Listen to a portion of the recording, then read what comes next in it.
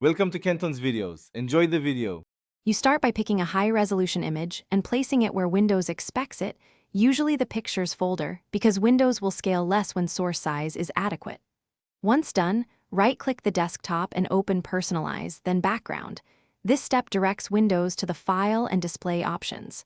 Make sure to select background type, Picture, because slideshow and solid color behave differently. I'll show how to apply, position, and troubleshoot scaling so your wallpaper looks crisp and centered. Now focus on how Windows places the image. Open the background drop-down and pick Fill, Fit, Stretch, Tile, Center, or Span. Those control scaling and cropping. Choose Fill for most single monitor setups because it preserves aspect ratio while covering the screen. Pick Span to stretch one image across multiple monitors.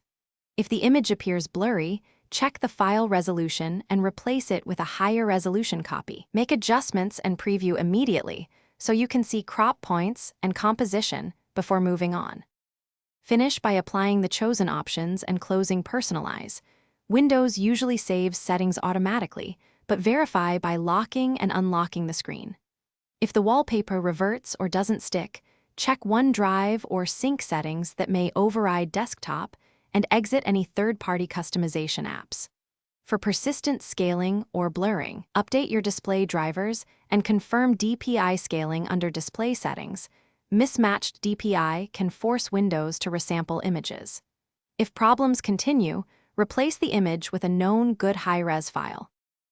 Thanks for watching. Consider subscribing if we helped you.